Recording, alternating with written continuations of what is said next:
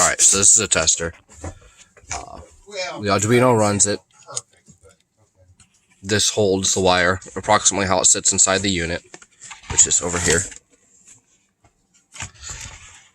This is one of the units. The display is over here. So what we do is plug in a remote. You could just test it real quick there.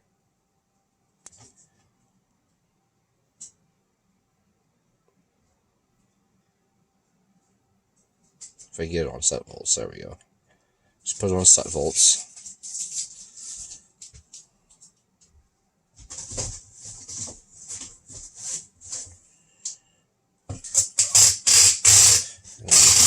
And the test.